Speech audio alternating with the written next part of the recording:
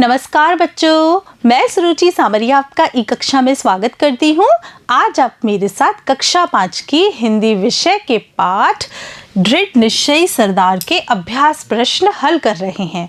बच्चों, आप यह पाठ मेरे साथ पिछले भाग में पढ़ चुके हैं, जिसमें आपने देखा कि सरदार वल्लभ भाई पटेल को हम लौह पुरुष क्यों कहते हैं और किस तरह के वो व्यक्ति थे। दृढ़ निश्चयी होना उनकी बहुत बड़ी पहचान थी।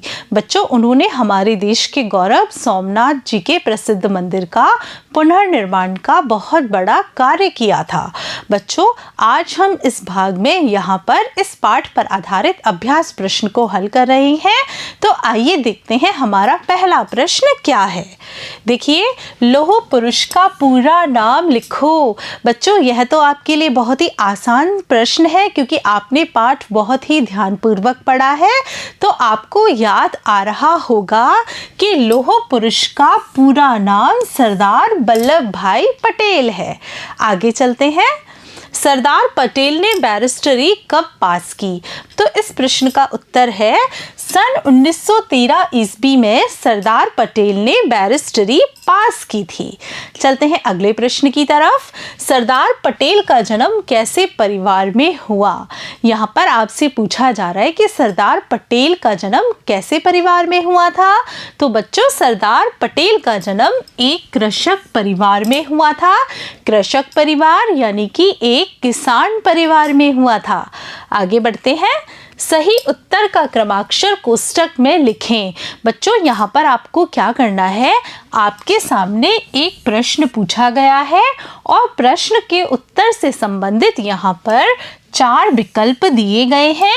इन 4 विकल्प में से आपको सही उत्तर का चयन करना है और सही उत्तर यहाँ कोष्टक में लिखना है। पढ़ते हैं हमारा प्रश्न। सरदार पटेल का जन्म भारत के किस प्रांत में हुआ? यानी कि सरदार वल्लभ भाई पटेल का जन्म भारत के किस राज्य में हुआ था? तो बच्चों, क्या इन्होंने राजस्थान में जन्म लिया था? नहीं। पंजाब में जन्म लिया था? नहीं बच्चों। क्या इन्होंने कर्नाटक में जन्म लिया था? नहीं बच्चों, इन्होंने जन्म गुजरात प्रांत में लिया था। तो हमारा सही उत्तर है ग। सरदार वल्लभ भाई पटेल ने गुजरात में जन्म लिया था। आगे चलते हैं। सरदार पटेल को किस नाम से जाना जाता है? इस प्रश्न में आपसे पूछा जा रहा है कि हम सरदार पटेल को किस नाम से भी जानते हैं। क्या हम उन्हें वीर पुरुष कहते हैं? नहीं बच्चों। आदर्श पुरुष कहते हैं? नहीं। धर्म पुरुष कहते हैं? नहीं बच्चों। हम इन्हें लौह पुरुष के नाम से जानते हैं। तो हमारा सही उत्तर है ख। सरदार पटेल को हम लौह पुरुष के नाम से जानते हैं। चलते हैं अगले प्रश्न की तरफ। डॉक्टर राजेंद्र प्रसाद ने दिव्य जीवन किसे बताया? बच्चों, यहाँ पर हम उत्तर में लिखेंगे आत्मसम्मान और राष्ट्रीय स्वाभिमान के लिए मर मिटने को ही डॉक्टर राजेंद्र प्रसाद ने दिव्य जीवन बताया। चलते हैं अगले प्रश्न की तरफ। सरदार पटेल का महाप्रयाण कब हुआ था? बच्चों, इस प्रश्न में आपसे पूछा जा रहा है कि सरदार पटेल की मृत्यु कब हुई थी। तो इसका सही उत्तर है सरदार पटेल का महाप्रयाण 15 दिसंबर 1950 को हुआ था।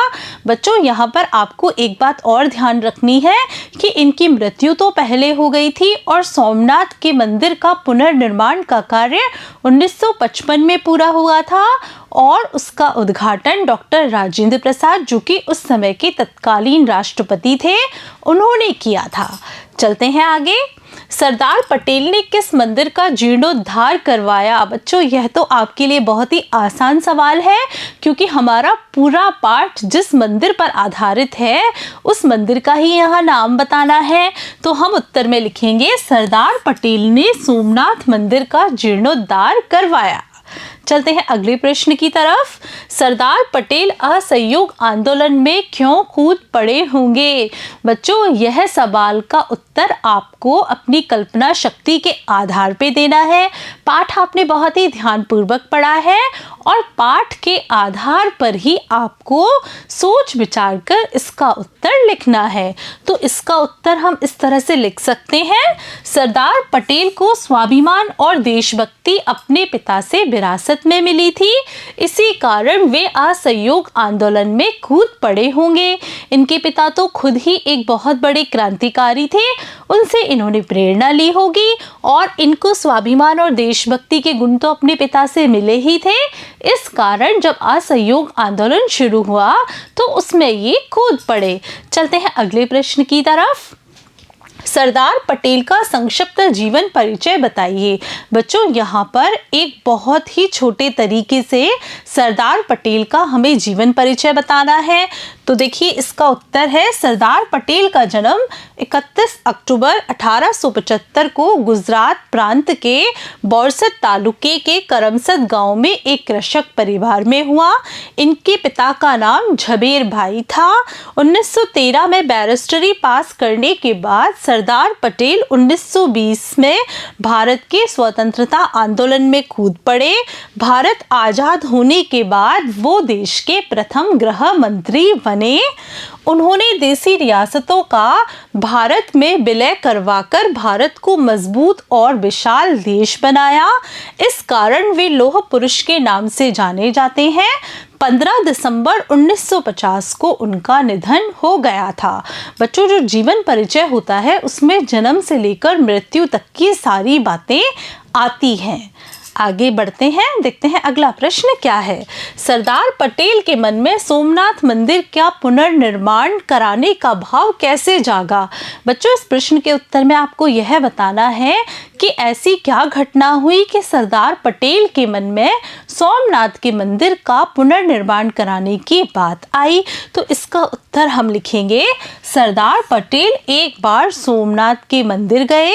समुद्र के तट पर वे सूर्य को अंजलि से जल का दान कर रहे थे। तीनों बार उनका ध्यान समुद्र में पड़ रहे भग्न मंदिर की परछाई पर पड़ा।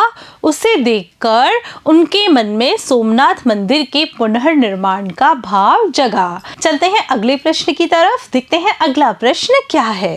सरदार पटेल द्वारा सोमनाथ मंदिर का जीर्णोद्धार कैसे करवाया, समझाएं। बच्चों, इस प्रश्न में आपको यह बताना है कि सरदार पटेल जी ने किस तरह से सोमनाथ के मंदिर का जीर्णोद्धार करवाया। तो देखिए, जब सरदार पटेल के मन में सोमनाथ मंदिर के जीर्णोद्धार की भावना पैदा हुई, तब लाखों भारतीयों की भावनाओं का सम्मान करते हुए उन्होंने सरकारी कोष से धन देकर मंदिर का जीर्णोद्धार करवाया। चलते हैं अगले प्रश्न की तरफ, देखते हैं अगला प्रश्न क्या है। पाठ में उद्धृत असहयोग शब्द का विलोम होता है सहयोग। बच्चों, आपके पाठ में एक शब्द आया है असहयोग, जिसका विलोम अर्थ क्या होता है? उसका विलोम होता है सहयोग। आप भी निम्नलिखित शब्दों के विलोम बताइए। आपके सामने यहाँ पर कुछ शब्द दिए गए हैं, इनके आपको विलोम शब्द लिखने हैं। विलोम शब्द यानी कि विपरीत अर्थ देने वाले इनके शब्द बताने हैं। हमारे शब्द हैं पूर्ण, रात, आदर, हंसना, जगना। बच्चों, विलोम शब्द बहुत ही सरल होते हैं। हमारे सामने जो शब्द होता है उसका उल्टा अर्थ देने वाला शब्द हमें लिखना है। जब हम इनके विलोम शब्द बनाएंगे तो इनके विलोम शब्द इस तरह से होंगे। देखिए, पूर्ण का विलोम होगा अपूर्ण। रात का होगा बच्चों दिन। आदर का विपरीत होता है निरादर। हंसना का विपरीत क्या होता है? हंसना का विपरीत होता है बच्चों रोना। जागना का विपरीत होता है सोना। बच्चों, आज आपने मेरे साथ आपकी पाठ्य पुस्तक हिंदी के पाठ दृढ़ निश्चय सरदार के अभ्यास प्रश्न हल किए। मुझे पूरा विश्वास है कि आपको इन सारे प्रश्नों के उत्तर बहुत ही अच्छे तरीके से समझ में आ गए होंगे और कुछ प्रश्नों के उत्तर तो यहीं याद हो गए होंगे। बच्चों, आप वीडियो रोककर भी इन प्रश्नों के उत्तर अपनी कॉपी में लिख सकते हैं और फिर याद कर सकते हैं। नमस्कार बच्चों।